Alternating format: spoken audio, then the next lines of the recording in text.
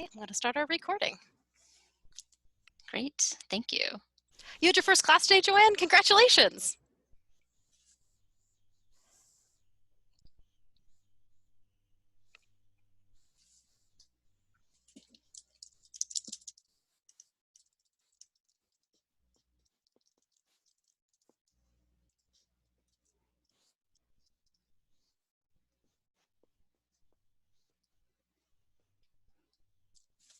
Oh, I'm so glad it went so well. And you're welcome. That's great.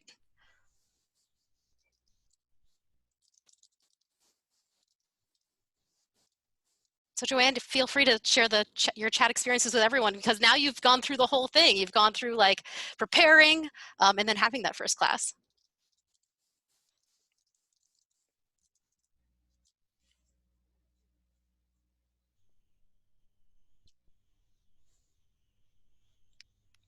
And everyone, feel free to use that all panelists and attendees chat. You'll see it right above where you're typing. On my computer, it's blue. It might be a different color on yours. It's like a little drop-down box. You can change it to all panelists attendees, and then you can chat with everyone else in the room and with us.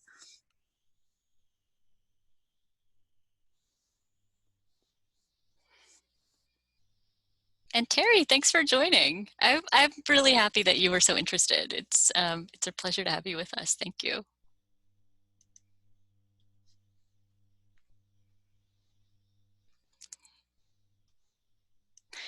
And Agata, if you can share in the chat how the difference between all panelists and attendees for the chat, so that folks who are new to Zoom or new to Zoom webinar, which is a little different from Zoom meeting, know how they can chat with everyone.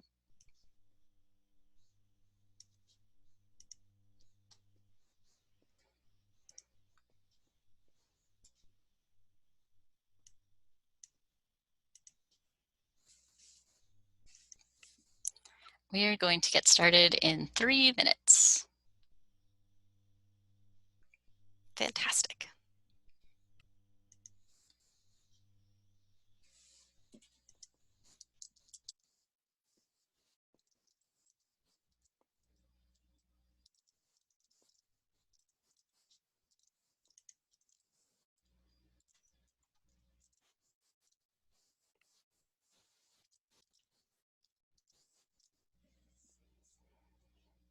Joanne, thank you for joining us for both versions, because now you get to see the same content in 2 different formats, because I know you were also at the Adobe Connect version last Monday.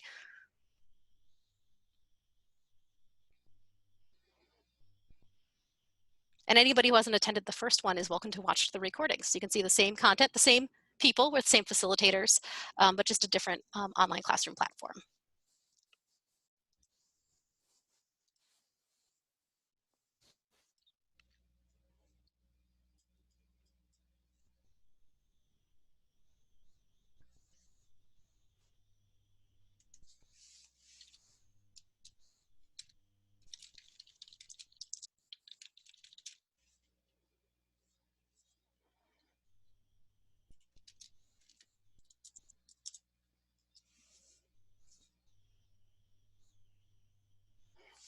Terry, we're looking forward to it too.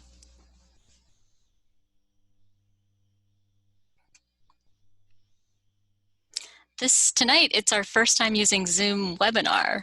So we've been practicing and we expect it to go smoothly, but it's interesting and kind of fun to try a new technology.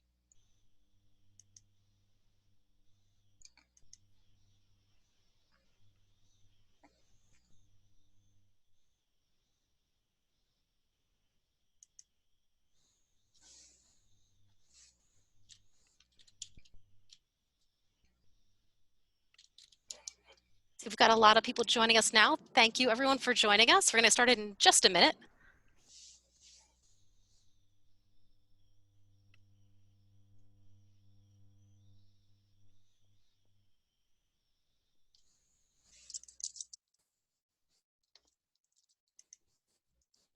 And everyone's welcome to chat. You're welcome to chat with, I encourage you to do all panelists and attendees so that you can chat with each other, share your experience with each other and with us, then everybody can see your chat.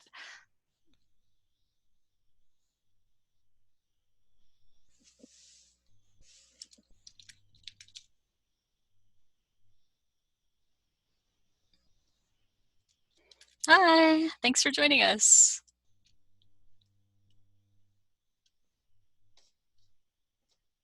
Welcome.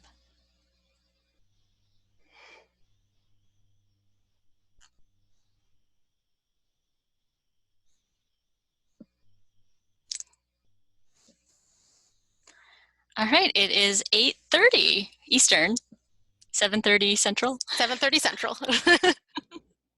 So we will get started. Thank you so much for joining us and welcome. And we're excited to have you here. Thank you. So one thing you might notice is that below the slides, we're trying out live auto captioning here in this session. There's a link in the slides that explains how to use this if that's something you're interested in exploring with Google Slides. And you'll notice that whoever is doing the screen sharing is the person whose mic is being picked up. So Kristin and I are going to be very deliberate about passing the screen sharing back and forth so that when she's presenting, her mic is picking up, and when I'm presenting, my mic is picking up. And we'll take turns being in the chat too. And as a couple notes, so this does not actually meet the standards for ADA compliance, but we wanted to try it with you because it still might be helpful. So for example, if you're in a space that you're sharing with other people, there might be background noise, there might be like an internet connection or a tech issue that is resulting in low audio quality. You might be not a native English speaker or learning English, or there might just be an distraction that comes up. So the captioning can be helpful for a lot of reasons. So here's our agenda for today. We're going to cover engaging students with instructor presence, using live class session tools, and outside of live class sessions, and then we will wrap up and have some Q&A. So we are really glad to have you here with us, and we hope that you will chat all throughout this session. It makes it really fun if you can connect with each other. And I see Agata is explaining that if you choose the option to chat with all panelists and attendees, then everybody will be able to see your chat and you can chat with everyone else who's here. And you can also feel free to tweet if you'd like. This is the Columbia School of Social Work Twitter account. This is the first in our series to support faculty who are transitioning to online due to COVID-19. And so we will be covering these 3 webinar topics. So online student engagement, trauma-informed teaching and learning online, and inclusive teaching online. And last week we also had a webinar that was a panel of instructors who've taught both in person and online, and that recording is available already.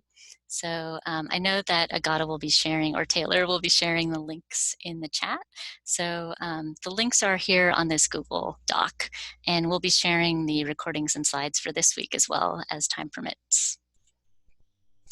So last week, if you came to any of our sessions last week, or if you watched the recordings, we were using Adobe Connect. This week, we are using Zoom Webinar. So it might be interesting just to see the difference between the 2 platforms. We're trying to cover general principles and not be specific to a particular platform. If you have specific questions about the tools of a particular platform, we recommend reaching out to your institution's IT support. But we will try to make it interesting for you by maximizing the use of the tools that we've got here today. We're going to go at a little bit of a slower pace for today, since it's basics, than we will for the next 2 webinars to kind of ease in for everybody. So my name is Matthea Marquart. I'm the Director of Administration for the online campus at Columbia University School of Social Work, and I'm a lecturer. Feel free to tweet at me. I love to connect with folks. And with that, I'd like to hand over to Kristin. Thank you, Matthea. Okay, so that was just once. Oh, let me turn on our closed captioning here.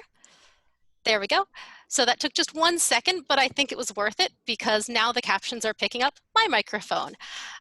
So welcome everyone. I'm Kristin Garay. I'm the manager of online technologies here at Columbia School of Social Work. I've also been an associate for several online courses, which is very much like the TA role at other institutions. It's similar. So let's get started. I want to make sure that we can get you those basics so that you're a little bit more comfortable stepping into that first or maybe second online class that you're leading. So first, just a little bit about us and who we are. We've been doing this a while. So our online campus launched in the fall of 2015, and our first graduates, who we're very proud of, graduated in May of 2017.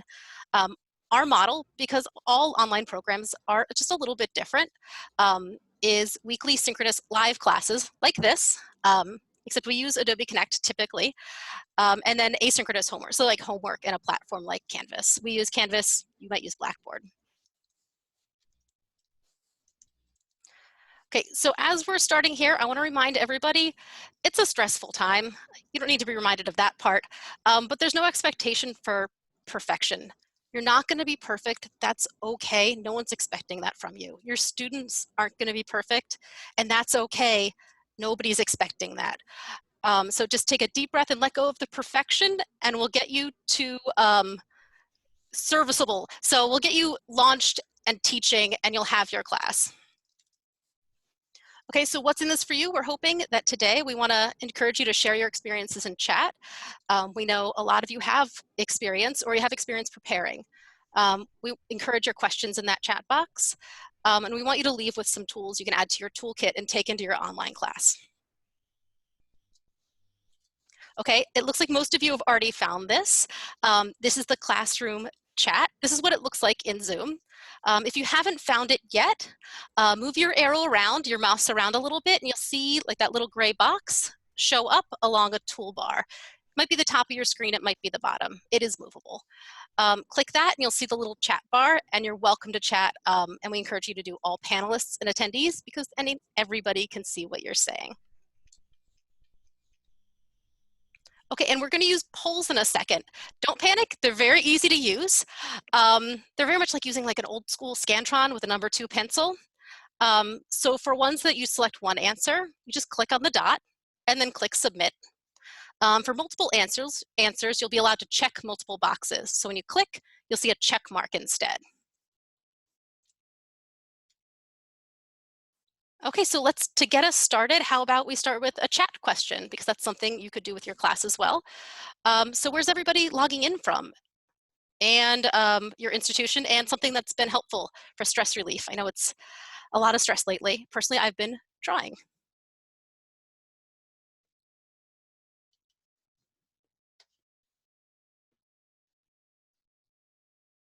Great, and then I'm going to pull up some polls too. So this is the first time we're using one of the in-class features that isn't chat. So here we go. I'm going to launch these polls, and you'll see them come up on your screen. So what made you come to this webinar? And we want to start out by checking in with what your current level of comfort is with engaging students online. I see the answers coming in, and I'll share the answers in a second. Once we have a good number of attendees answered, I'll share them with everybody so you can see the percentages. Good, we've got a good balance. We got a good mix of people from comfortable, neutral, very comfortable. We got across the board. Hopefully we'll shift everybody even more towards the very comfortable. That's the goal of today. Great, so I'm going to end the poll. I'm going to be transparent about what I'm doing. And I'm going to share the results so that everybody can see these, because it's a little interesting. So we've got a most at neutral, but across the board. Okay, so let's continue on here. And so then we're going to go into options for engaging students via instructor presence. And that is Matthea. So I'm going to hand off here, and she's going to change screen share so that the captions are captioning from her microphone. Great. Thank you, Kristin. Sure. All right, so in this section, we're going to talk about engaging students through instructor presence online. And that comes into these 4 categories here. So let's dig in. So instructor, webcam, and mic. If it's possible with your internet connection. So I know that there's spotty internet connection these days, and it varies from location to location, but it really is a lot more engaging for students to actually see the instructor and be able to use hand gestures and visuals. So we recommend using that mic and webcam if you can. If you can't do the webcam, you can upload a photo of yourself or some kind of visual, depending on the platform, and that will also help students kind of feel a little bit more connected. But the audio is going to be a lot more important than the visual. So you could do a kind of, low tech. It doesn't have to be a high def, really perfect webcam, but as long as you have clear audio that students can hear and understand, they'll be able to follow along with the class. Now you can see I've got this screen here, so I'm hiding things that I don't want you to see. There's a mess back there, and really recommend also considering what students might see inadvertently. So think about what's behind you when you're setting up your webcam as well. And we do recommend a headset with mic. So you can see Kristin and I have the same one. I think it's about $25 or so. It doesn't need to be the world's most expensive or most fancy headset with microphone, but it should have a cord, because Bluetooth or a Wi-Fi kind of cordless headset with mic it just has a little bit more technical glitches and less clarity with the audio. We do recommend logging into classes early. So you always want to test out your tech. You never know when gremlins are going to come in. When you show your materials, that's another way to engage students. For example, if you use Google Slides, you might even want to try doing the live captioning for students too. I like to try out new things, and so does Kristin. So that's the new thing we're trying out today. Your text doesn't have to be like super fancy. You can see we've got pretty sedate slides right now, and that's totally fine. You have a lot going on in your life, so you don't need to spend a lot of time making the world's fanciest slides. As long as you've got the material up on slides that students can follow along with, it will really help them, especially because you may be experiencing this too, but it can be a little bit hard to maintain focus right now. And so if you ask students a question out loud, they might miss it. But if you have the question also on your slides, that will really help them to know and follow along with what's going on in class. In terms of classroom materials, we don't really recommend showing videos in class right now. Maybe during normal times when internet bandwidth is more reliable, and when students have actually signed up for online classes and so they're properly set up, instead of it being kind of a rush to do some emergency remote teaching. Then you could show videos then, but right now, if you're going to show videos, we recommend doing that as homework, because it's just a complication you don't need to deal with during class. And shout out for tomorrow's webinar, which is on trauma-informed teaching and learning, where we'll talk more about repetition and helping students focus. Oh, and sorry, I do want to mention, okay. I forgot to say, making sure that you use sans serif fonts, that's going to be more accessible. So I know a lot of folks who are old school really like Times New Roman, for example, or those fonts that have the swirls on the letters, but the swirls on the letters are actually harder for folks with visual impairments to read. So that's why you see websites all use these sans serif fonts, like an Arial or a Verdana, Helvetica, and that is more accessible. So we recommend that too. Now you see that there is a chat going on right now. We have got Agata and we've got Taylor handling the chat for us. And then Kristin's managing the chat while I'm presenting, and I'll manage the chat while she's presenting. And so we just want to say it can be very overwhelming to try to do everything all at once, especially if you're new. So we don't recommend turning off the chat, because if you turn off the chat, what happens is it's even harder to focus and students might start texting each other. So it kind of drives them out of the class. But you can not feel like you have to do everything at once. So you might ask your students to help you manage the chat, and maybe there's a student, a role that could be rotated during the semester, or maybe there's a student who wants to be the chat moderator or chat curator who makes sure that you know when something comes up in the chat that you really need to address in the moment. And then norms. So this is not a normal time and your students have multiple classes and it's hard to remember everything. So you'll probably need to set the norms more than once. And because it's such an unusual time, students who are adults who have children may really want or need to have their children in the room with them, or their pets in the room with them.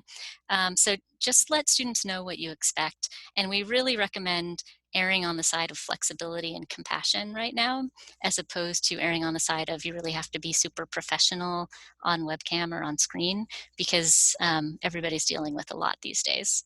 So if you are okay with having, if your content is PG content in the course and it's okay for children to be in the room, we recommend trying to be flexible about that. And in terms of what people wear to class, as long as it's also PG, we recommend flexibility around there too. And even though you're probably teaching a class that has already started and was face-to-face in a physical classroom, it may be useful to set your guidelines together anyway, or reset your expectations, because it's kind of like having a new class or being in a new world together. All right, so I'm going to hand over to Kristin to grab the screen share so that her section can be captioned.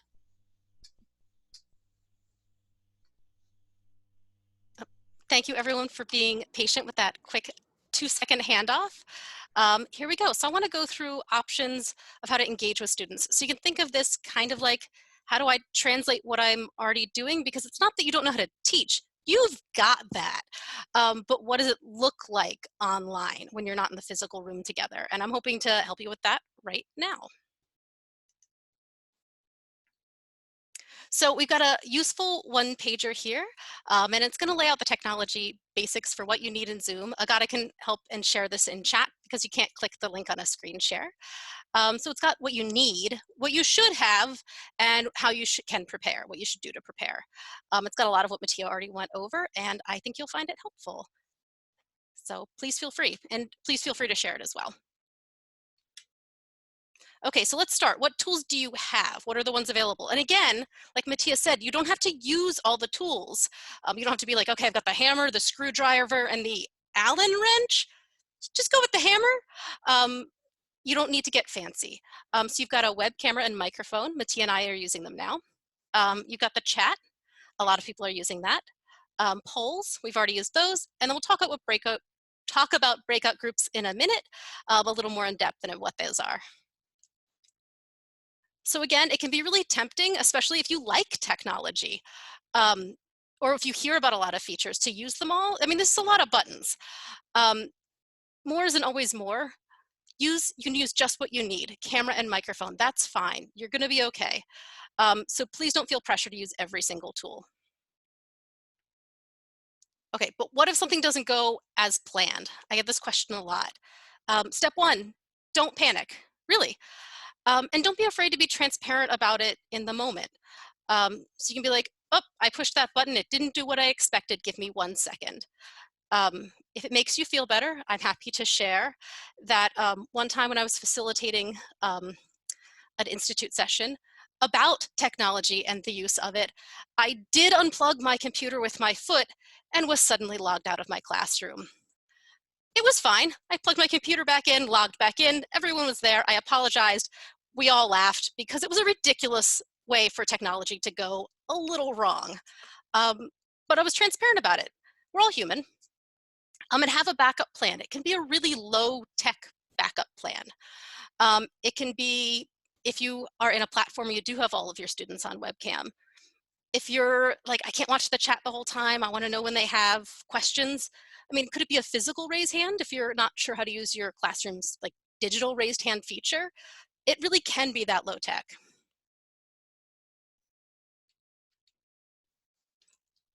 Okay, so let's start with one that is got a really nice equivalent, so it probably already feels really familiar.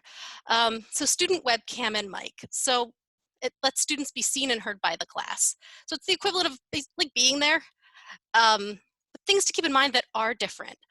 Eye contact is really different. So you can't look at a student right here and be like, what do you think?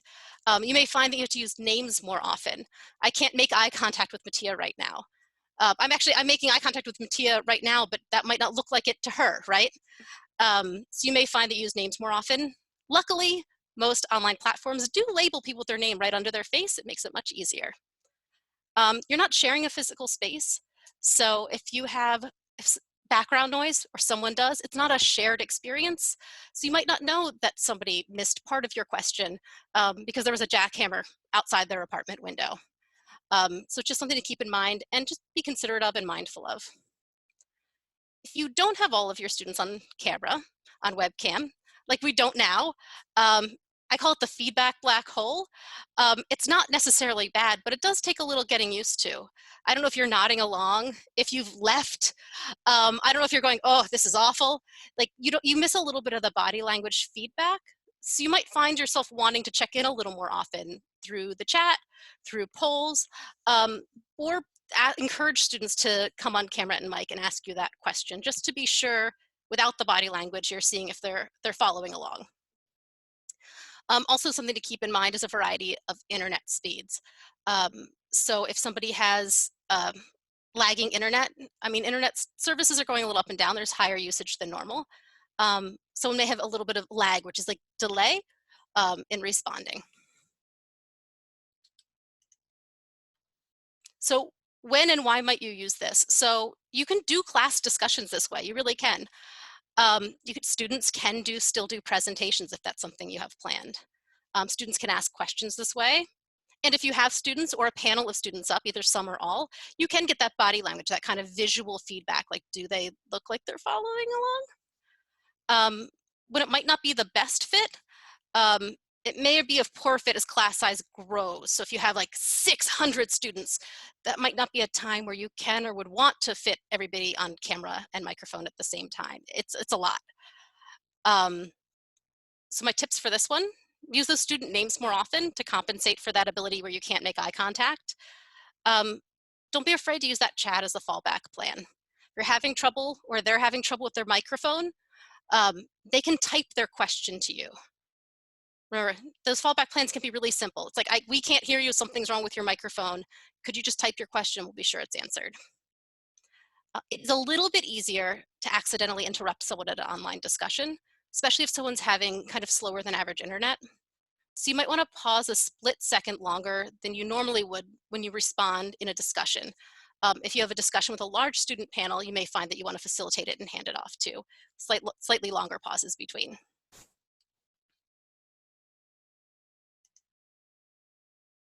Okay, and your next tool is chat. Most of you are already using it, which is great. I'm glad you found it. So students participate in class during writing. That's what it does.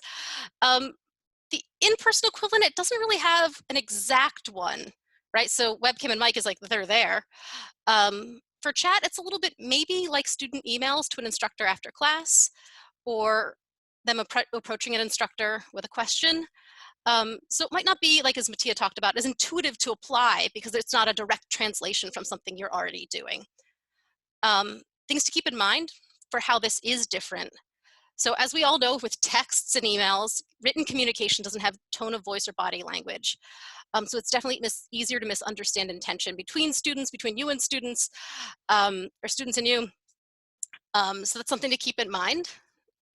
And your classroom doesn't already usually have a set of norms around it if you've been residential or in person. So you as the instructor can set those expectations. So like Matthea was talking about, are you checking in occasionally? Do you have a student who may be more in charge of chat while you're online? Are you like, type those questions in there and at the 15-minute point, I'm gonna go ahead and read them and make sure I've answered them all for you. So remember, you can set the expectations. You don't just have to roll with whatever the assumptions are. Okay, and how would you use it? We're using it now, so we're kind of modeling ways to use it. So students can chat with each other, like you're encouraged to share your experiences with each other. Students can interact with you. So like when I asked you what you were using for stress relief during this time, students can reply to instructors' questions. So I could ask a question as the instructor and see typed responses. And also it's a great way to share links to resources. That's something you probably haven't been able to do that directly in an in-person classroom. When it might not be the best fit, if you want students to reply to a question you're asking as an instructor, but you don't want to see what their peers are saying before they reply, a poll might be a better answer, but a chat is a little bit easier and lower tech for you, so you're welcome to use that instead. Tips. Chat's a great tool to encourage students to ask their questions. You may find that students who in person have not asked questions by raising their hand will ask you questions in a typed chat. That's not uncommon at all. And as an instructor, again, it's impossible to read them all while talking. If you can, that's a superpower, and I want it, please. I'm very impressed. So again, don't put the pressure on yourself to read them while you're talking. It won't work. Set a plan, a norm for you, a norm for the class. You'll periodically check for questions. Maybe at the class break, maybe every 10 minutes or at the end of a section. And that's okay.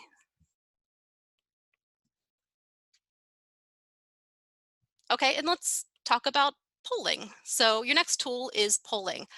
Again, if all you do is microphone, webcam, and chat, you're doing fine. These are like the bonuses, the sprinkles on top of the ice cream sundae. I want you to know they're available and what you could use them for, but please don't feel pressure to use them right out of the gate. Okay, so polling's asking a question that's answered by all students. You've already done this in this webinar here. And depending on the platform you're using, you have different question types. So in Zoom, for example, I can have you answer a question where you can select one answer, like a multiple choice, or a check all that apply. In Adobe Connect, you can do those two as well. You also have an option for the people to type short answers. And depending on the platform you're using, you'll have a variety of different options. So an in-person equivalent, this isn't one that has a really direct in-person equivalent, unless you have like clickers in your classroom, then it's very similar, but that's not quite as common. So some rough equivalents might be like a show of hands for something, or like a written questionnaire. So you might not have an automatic, intuitive spot for this to fill in your lesson plan, but let's talk about how you might want to use it. So the most like the immediate reaction for people with polls that are like, let's do it for an "Are you there?" question. And you can, the poll can do that to see if your students are still listening, but you can also do more with the poll and still accomplish the "is this thing on, are you still there?" So let's talk about what we can do that for. You can ask any question. If they answer, they're there, right? So make it different. So you can measure student understanding. If you're checking in to see if they've understood a section of something you've just gone through, that can be really helpful for both you and them. My first online class I took as a student was a statistics, which was not a subject I was very comfortable in. And we had a lot of poll check-ins throughout. And it let me figure out where I thought I had it. I'm like, yeah, I've got that. Nailed it. Perfect. And then I do the self-check question, the poll, and I'm like, nope, I got that wrong. I thought I had it and I didn't.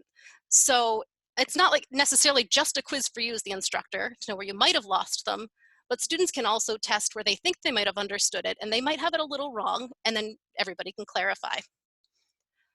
You can measure student comfort level. Like we measured your comfort level in that first set of polls there. You can collect information. So who has started an internship, for example. You can collect feedback. You can use it for something fun, an icebreaker, fun trivia. That's fun for like after a class break if you want to see if everyone's come back after everyone took like a 5-minute stretching break. You can put a fun trivia question up, and if they've answered, they're there, right? I did support an instructor who did a lot of fun Broadway trivia, a lot of very obscure. Some of the students were very good at it. And he did it at the beginning of class, so students would actually log in early to try to get his questions right, which was a great way to incentivize students to log in a little bit early. So yeah, you can use polls for lots of things. So when you're using polls in class, for some tips, especially if you're testing comfort level or some kind of understanding, make sure you actually address the results. So for example, if it was a poll in a statistics class and it showed that not only I got it wrong as a student, but the other half of the class did as well, maybe it's discuss it and clarify and loop back and see where everybody might have been confused. Maybe you're taking questions at that point. So anything that you're polling, it's good to address it in class. And again, think about how you can use the poll other than just is this mic on? How you can enhance student understanding or build the community, like through fun trivia or icebreakers. Okay, let's talk about breakout rooms. This actually does have a very good in-person equivalent. It's where students work in separate groups, like groups of 2 or 3, 5, 6, whatever, and then come back together as a class. So the in-person equivalent is kind of like turn your desk and talk to your desk neighbor about maybe this case that we're working on in class or something like that. There's a digital equivalent to that. It's called breakout rooms. So some things to keep in mind for how this is different. It does depend on student technology. So they need to have a way to communicate with each other in those rooms, right, or those groups. They do need working microphones. Webcams are optional. Or if their mic isn't working, they can use a chat as a backup. It's not a great first one. If you do it entirely by chat, it's a little bit slower. And if students are being provided with some kind of handout, if you're like, here is a case you're working on or a worksheet, you're gonna need to get that to them digitally. You might just email it to them before class. Okay, and how would you use these? And again, there's a really direct equivalent. So this one you probably already are like, oh yeah, I know how I'd use these. So you can use them for multiple group discussions. You can use them for groups that are like working together to develop an ongoing project. You can do group activities, role plays. It's generally a good fit where you would use the in-person equivalent. The only thing to keep in mind is if students are in areas where they're really having a lot of trouble getting very stable internet connections or don't have a lot of microphones available to them, they've got kind of fluctuating connections. It could be frustrating, a frustrating experience. A couple tips that you might not think of off the top of your head. It's a great idea to have groups amongst themselves before they start the actual activity. Pick who's going to report back to the class.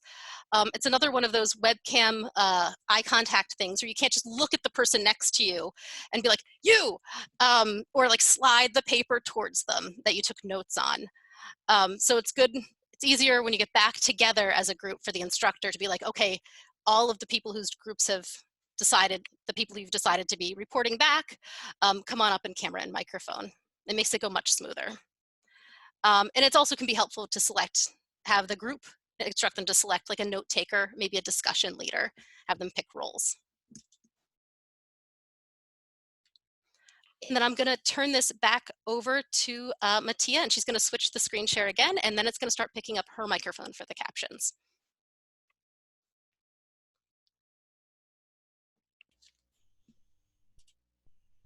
All right, thank you so much, Kristin.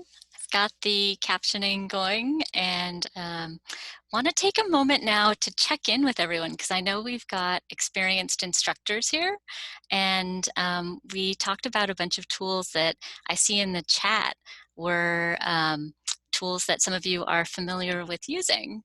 So if you want to share in the chat, what are some examples of questions that you can get students to respond to by using the chat feature? Because the real basics here are just getting yourself on mic and webcam, sharing your slides, getting the students participating in the chat. And then as Kristin was sharing, you can get the students participating on webcam and mic potentially. You can use the polls, you can use the breakouts. But since many of us are transitioning to online for the first time and kind of in a big hurry, the chat is it's a really important tool to use. And I know that I saw some fun ideas in the chat that I want to highlight. So Terry had said that one way to use the chat as kind of like it sounded to me almost like a think, pair, share, was asking a question, having students type, and then not hitting enter. So, and then kind of going 1, 2, 3, go, and then everyone enters at the same time. And that is a nice way to not have the students be influenced by each other's chats. But also, I just would love to see some other thoughts that you might have, and we welcome lots of questions and ideas too. Julie's asking, does that make it difficult to read? Probably, depending on the size of the class, a lot of chats would come in all at once, which kind of sounds exciting and fun. But it probably would take some time to read. And I would say that as an instructor, you could just say to the students, great, I see a lot of responses. I'm going to take some time to read some of the responses and then go through. And you can read some of them out loud so students know where you are as you're scrolling in the chat and respond to them. I see Amy is wondering about people's experiences with having an open discussion on mic with a class of about 15 people as opposed to using the chat. So that is a good question. 15 people on mic sounds a little bit rough, so I would recommend putting in some kind of order first, like order as in ground rules. Like sometimes when we have like a panel on webcam, like 5 or 6 or 7 people, we'll say like whoever raises their actual physical hand can go first, which is kind of fun. And you might use the raise hand icons that are available depending on the platform that you're using. So maybe you just go in the order of who raised their hand, or you could go down the list of participants, which is usually in some kind of alphabetical order, and take turns that way, just so that there's kind of an order to it. Because I don't know if you've been on a lot of Zoom meetings lately, but I have recently been on many, many meetings in Zoom, and there's always moments where people want to talk at the same time, and it gets a little chaotic. Yep. Group therapy. So that is a good question. Wendy, thank you for asking that. So if you have 6 people on mic, as long as you sort of set some ground rules about, you know, pause before you talk, or as a group, I think it would be pretty interesting to try to develop a sense of whose turn it is to speak. And, you know, for group therapy, that could be a really interesting process. Yep. Kristin and I are both social workers, so we're loving it. I see Kristin's nodding. Yep. And yes, Kristin's also saying smaller student panels and rotate through. Yep, that is great. And Terry is sharing, sometimes ask the students to take a look, sometimes ask them to volunteer to share themes. So I think that was for managing the chat. And Wendy has to go, but she feels relaxed. Thank you. That is wonderful to hear. Great. Okay. So I think I have got these responses, and thank you for sharing these great ideas. They're really wonderful. Kristin wants to give you some pop quiz polls. Now, this is not real pop quiz. It's not high stakes. So I'm going to hand back the microphone to Kristin so that she can be closed captioned as we do this. And it'll just take a moment to do the transfer of the screen share. Okay, it is the lowest possible stakes, I promise.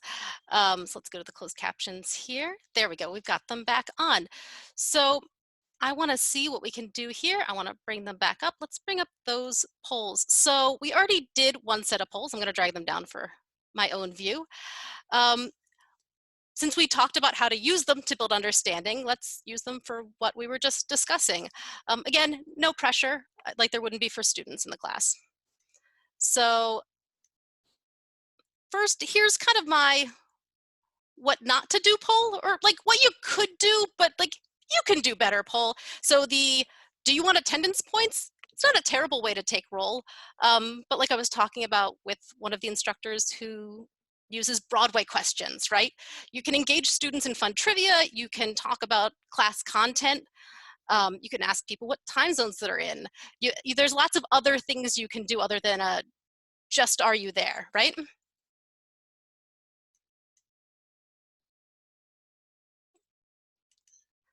All right, so now we've got another one. Yeah, I like that a couple people there. I think we had 2 responses, I'm not here. But I have suspicions that they might be here. So let's go and we'll do another one that's more like checking understanding. So I'm gonna launch this one. This is a check all that apply. So what do you do if something doesn't go as planned during class? This is a great one to check understanding, especially with students. So maybe you're talking about what if something doesn't go as planned with a client in a therapy session, and you've just gone over it. Got a lot of answers of don't panic. I feel encouraged by this. Yes, I have a few answers of panic. I mean, you can panic first and then don't panic. You know, you got to work through the stages. Great, and it's also great because you can show students, depending on the poll questions, some you may share results with the class to see where everybody else is. Again, these are anonymous. You can't see who answered. Hosts can, but participants can't. So I can share the results. So most of you have decided not to panic. We've got a couple who did, 12%. But great, a panic and then make fun of yourself. Perfect. So this is a good one to check to see, yeah, and I see a lot of people chose that be candid with students that the technical hiccups happen, and it's true. You can be really transparent.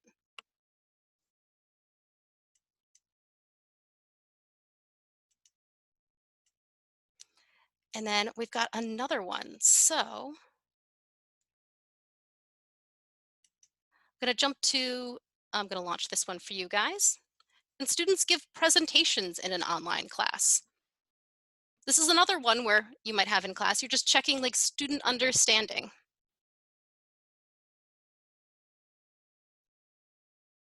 Great. And again, I know you're there if you've answered, which, I mean, that's not why I'm doing this. I'm doing this to practice using the tool as a group for some examples, but you can use the poll and know your student polls and know your students are engaged without directly asking them, are you engaged?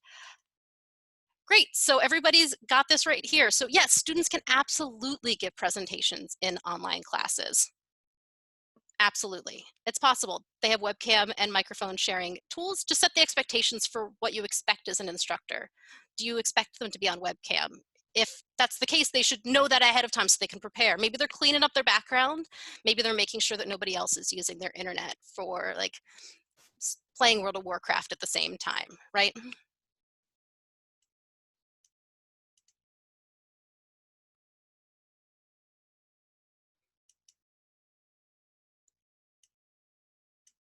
Okay, then if we go to another one, we've got a multiple answer. So what tools can be used for class discussions? We were actually just talking about that. So if you want to have a class discussion, what of these can you use? It's a check all that apply. So check anything that is the right answer in your opinion. And if there was one that I was like, oh, a lot of people are checking that, I hadn't thought about it, that's also good information as an instructor. I've had answers like that before. Great, so I'm going to end this and broadcast it because we don't actually need everybody to respond, and that's okay. So share results. So basically everyone answered everything. So webcam and microphone, absolutely. Breakout rooms are smaller group discussions, but they can still be discussions. They just might not be a whole class discussion. Chat, exactly, you guys are doing it right now. Polls can prompt discussion. I don't know if the discussion would happen in them, but they're good tools to get it started.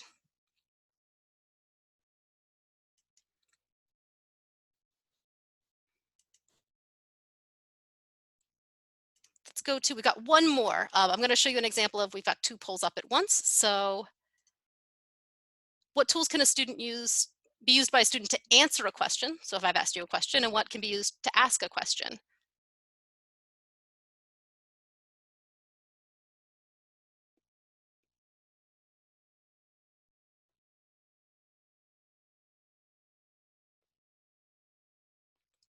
Great, we've got a lot of answers coming in. And then I'm going to end the poll and I'm going to share results because it's going to show you kind of the breakdown of what everyone else was thinking too. So I'm going to share these results. So most people said for answering a question, microphone, webcam, absolutely, if that's technology they have available at the time. Breakout rooms, I see that everyone was split kind of 50-50, and I can actually see where that's coming from. So they can answer a question that you may have sent them into small group discussions with, but less so if I just ask a question and want an immediate response. Chat, absolutely, we're using that now, and polls. So how can they ask a question? Microphone, yes. Webcam, if they're paired together, sure. Breakout rooms, I don't know how they'd ask a question, but it depends on how they're doing that. If as a group they're coming up with questions, sure. Chat's a great place. You may want to, again, periodically check because you can't read it the whole time. And polls, it depends on your platform. That's a tricky one. In Zoom, you don't have a place where they can type in a poll. In Adobe Connect, the platform we used last week, we do have polls where you can actually type, like, what question are you left with after this section? So it depends on the tool you're using. Great, so I'm gonna turn this back over to Matthea so that it's captioning her, and I'm gonna be in the chat to answer any of your questions about any of this.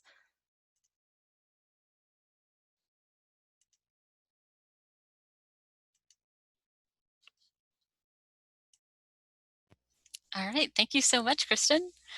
The polls are really fun, and I'm going to defer to you now for some of these questions in the chat. So now we're going to think about ways to engage students outside of live class sessions. Some schools, depending on internet connection, time zones, things like that, might not be using live class sessions and might be using an asynchronous online format, meaning essentially everything is done as homework. So ways that you can still stay connected with your students and stay engaged with them and feel like they're still part of a community with you include using the announcements tool in your learning management system, giving feedback, conversational feedback while grading, and then going old school and using email and phone. So some tips about announcements in your learning management system. So for example, at Columbia, we use Canvas. And when I go to the announcements tab in my course site, it's really handy to have all the announcements that I've sent in one place. So it's really easy to find them. Because in a normal year, students are getting a lot of emails. And right now, we're trying to be very openly and transparently communicating with students, but that means they're receiving a lot of emails right now. So having one place that they can go back for your particular class can be really useful. So that's why we like announcements as a preference over emails for particular classes. One quirk in Canvas is you need to sign your name on the announcements. Otherwise, students don't know who it came from because most students have the notification set up in Canvas to receive the announcements in their email, and they won't know who sent it unless you sign your name. And I'm sure you can relate to this. Probably you're not reading every single word in every single email, and neither are your students. So if you can create kind of a scannable email, bullet points, headers, and as warm and compassionate a tone as you can manage, gentle, checking in with your students, things like that. We also recommend that warm and compassionate tone for providing feedback when you're grading. And also, I know a lot of schools have moved to pass-fail for the semester. Columbia has as well. And so that gives instructors a lot of possibility for flexibility with rubrics and really trying to be compassionate and taking into account the struggles people are facing right now. And finally, you might encounter slow internet connections on the part of your students. We've mentioned that before. And so email might be easier for students to receive than logging into a learning management system. For example, for me personally, I can check my email on my phone, but it's a lot more of an issue for me to go to the web browser on my phone and then log into the learning management system and then like zoom it in because it's really, it's small font. So if I had an internet connection, for me, it would be a lot easier to receive the information through email. And that includes like maybe you need to email your students the readings or email the assignment instructions or something like that. If you're somebody who, when you teach face-to-face, you collect papers or assignments in hard copy, maybe you collect them through email or something like that. And maybe if your students need to talk with you, rather than setting up like a Zoom meeting or something, you could set up a phone call just to keep it kind of low stress in terms of learning new technology and using new technology. So like for me and Kristin, we have not together used these captions before, so we had to rehearse a couple times. And the handoff, you know, we figured out the smoothest, fastest way to do the handoff, but it did take some practice. And we're not expecting that instructors right now have the bandwidth to be learning all these new and different tools. So, you know, however you can do it in a way that is as minimally stressful for you as possible to do this transition to teaching online and finishing out the spring semester. You don't have to feel guilty for not using every single tool. And in fact, your students will probably find it less stressful if you're just using a few things. All right, so we want to make sure we have time for some Q&A and for a final poll. So I'm going to ask Kristin to bring up a poll here for us. And then in the chat, so one thing that we like to do for the for reflection and helping each other learn is to ask for key takeaways or something new and helpful that you learned in this session. And the nice thing about that is if you identify what was new and helpful for you, it might help other folks who are in the room identify something that maybe they didn't pick up on, or maybe, you know, it kind of brings things, bubbles back up in one's memory. So sharing what is something that stood out for you can be helpful for you to recall, but also can be helpful for your peers. So if you can share, we would love to see. And then I'm seeing that the poll is up. Thank you very much, Kristin. It's up on my other screen. That's why my head's turned that way. And I see that folks are starting to feel potentially a little bit more comfortable with engaging students online. So really glad to hear that. And we're going to leave the poll up a little bit longer to see if anyone else wants to give it a try. Maybe you're already bored with polls and you feel like a pro after you had your practice with Kristin. So that would be a victory. All right, so I see some responses coming in. So Terry's saying, I like the idea of assigning the role of having a student chat monitor. Awesome. For some other folks, the captioning is something that stood out. Learn new ways to use the poll to keep your class engaged. Great. And then I see that there was some discussion about Adobe Connect versus Zoom and, kind of learning which works for you. The captioning tool is really cool in Google Slides. Yep, I just learned about it in February, so not that long ago. And I like the idea that it could be a little bit more accessible to use it. And I appreciate Kristin being willing to try something new. I've only used it one other time. I'm definitely finding myself reading my own captions occasionally, so if my eyes are drifting, that would be why. Good. And I see someone is saying, Karina's saying, not as intimidated about doing a Zoom webinar. Awesome. Olivia's asking, can you caption with no slides? You could caption using this tool in Google Slides if you had like a blank slide, but you have to use Google Slides for this. So there's probably other ways to do it. This is just the only tool that I know about right now. And Antoinette has lots of questions, but so let's see which ones you choose. Chad, how to manage captions when people are jumping in and talking. So one thing that is the way that this captioning tool works is, and one of the reasons it's not ADA compliant is you have to be the person screen sharing for the captioning to work. So that's why Kristin and I are passing it back and forth. So when Kristin speaks and I'm screen sharing, you won't see her words captioned. So it wouldn't work with a group right now. Yep. Rose is saying not to feel overwhelmed in reading all at the same time. Yep. Maria, captioning can be hard when English is your second language. Yep. One thing that Kristin and I were talking about is like taking Post-it notes and covering up the captions. So we didn't get to, I ended up not doing it, but it was something we were seriously thinking about. All right, checking in on other questions here.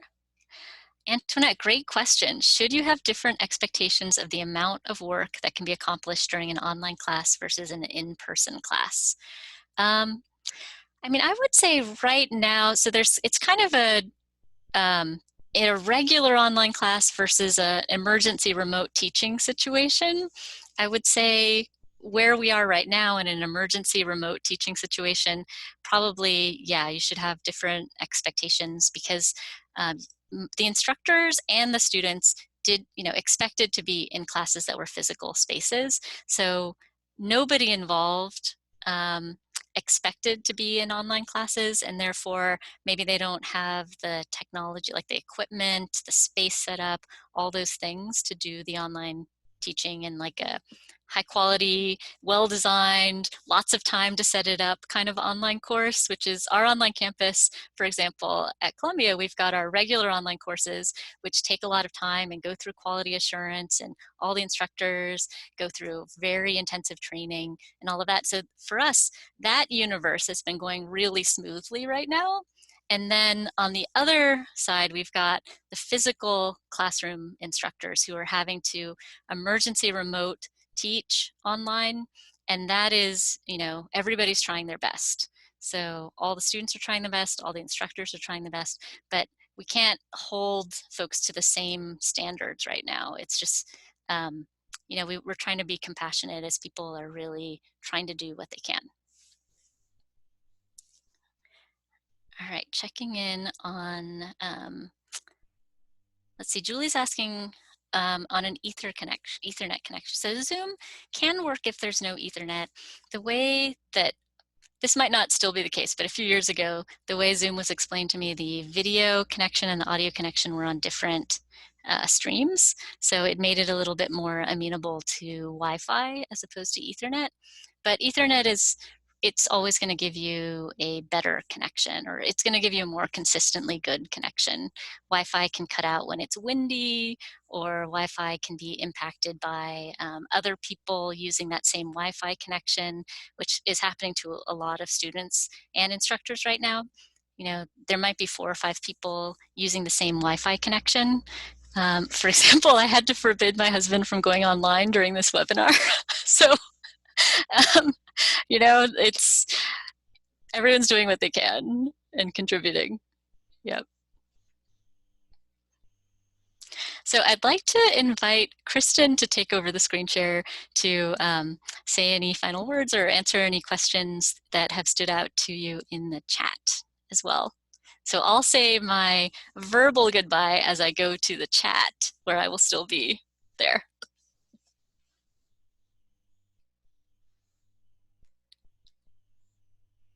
Sorry, you know what? We're going to be human for a second. The handoff's not perfect because it's new and we're practicing. So actually, for people who are asking about where the captioning is, I purposefully didn't turn it on yet. Here we go. So now it's turned on. It's right within Google Slides once I'm in present mode. Great, so thank you everyone. I saw a lot of questions coming in. I'm happy to stay and answer some more in the chat. I did see a question about how to manage everything that's going on. Step 1, it doesn't have to be perfect. Give yourself less to manage. Don't set yourself up to be juggling like 6 oranges when you can't juggle 2. I can't juggle at all. So like 6 oranges would just be me throwing fruit in the air. So don't give yourself as much to manage to start, and your students as well. Don't feel like you have to rush to pack things in back to back. Maybe give yourself a little extra time than you would residentially. So maybe you would give yourself 15 minutes for this, give yourself maybe 20, give yourself time for that digital transition between things. In case you're looking for the button or students are kind of shuffling around and figuring it out. So you don't have to pack it tight. You don't have to be doing multiple things at a time, like that chat we were talking about as an instructor. You can check in on it periodically. You don't have to be doing them all at the same time. So multitasking is possible in an online class, but it's not necessary. You don't have to do these 5 things at the same time. Focus on one at a time, direct students' attention. And let me know if I didn't fully answer that question for you. I'm more than happy to jump back in.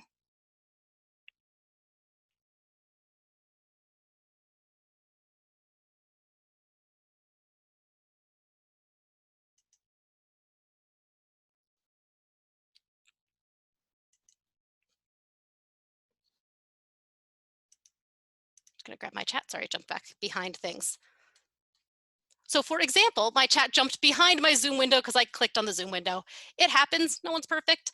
I don't have to be doing them all at the same time, and it's okay. So about creating a poll, only the host can create or initiate a poll for Zoom. It depends on the platform you have though. If you're using a different platform, I can't speak to those.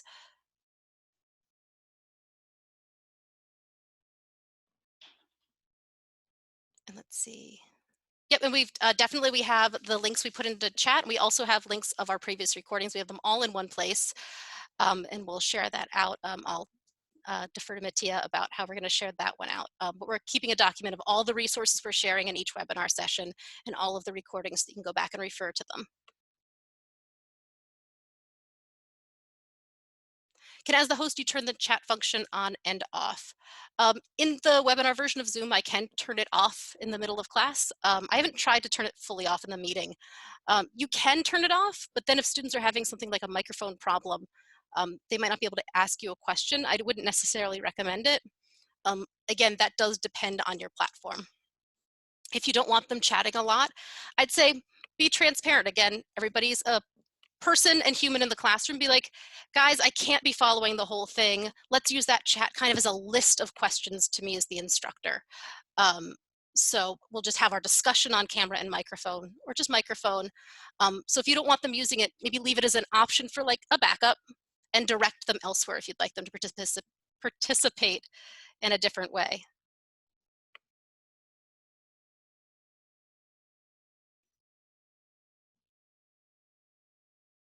All right, we're at 9:30. So for folks who need to go, thank you so much for joining us. And we'll stick around and answer more questions, but just want to respect folks' time and note that we hit the time. So, and just, I'm so grateful that you spent this time with us. Time is so valuable and it's such a premium right now. And I'm just really grateful that you joined us. You know, I appreciate the effort you're making for your students. Thank you. Yeah, thank you so much, everyone. I really appreciate you taking the time. And again, like Matthea said, I'm happy to stay and answer questions until you run out of questions. And everyone have a wonderful night.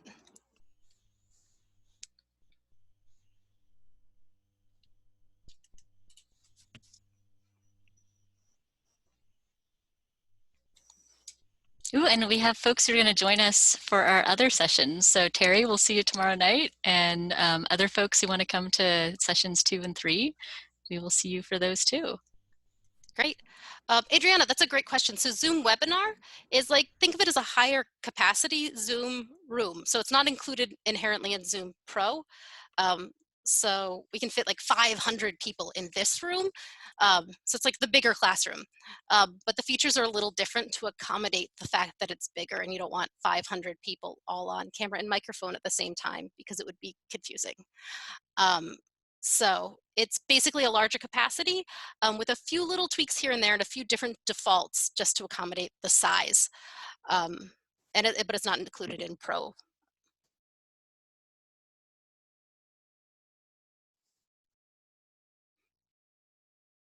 And let me know if that didn't answer your question.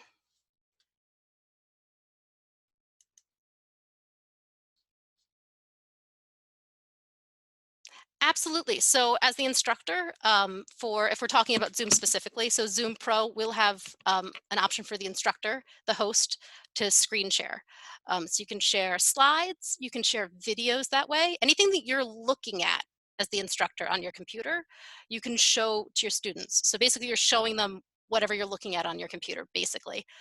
So with that in mind, you do want to be careful to like close your gradebook in Canvas and things like that. But you are able to bring them through anything you can see. If it's a YouTube video, you can go to YouTube and play it. If it's your slides, you can bring those up.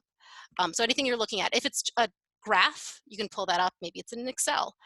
So anything that you're looking at, they can see.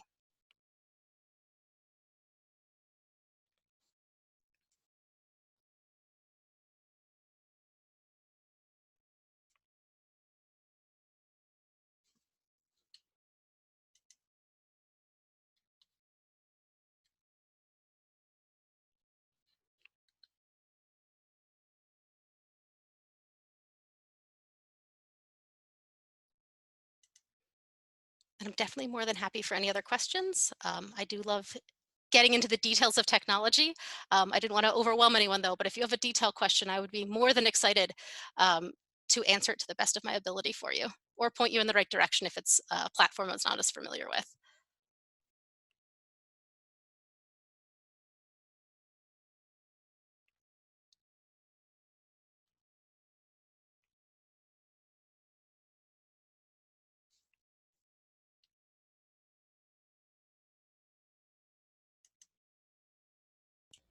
See you in the next class. Great. Thank you. Great night, everyone. And I see the questions are slowing down. I'm still happy to answer them.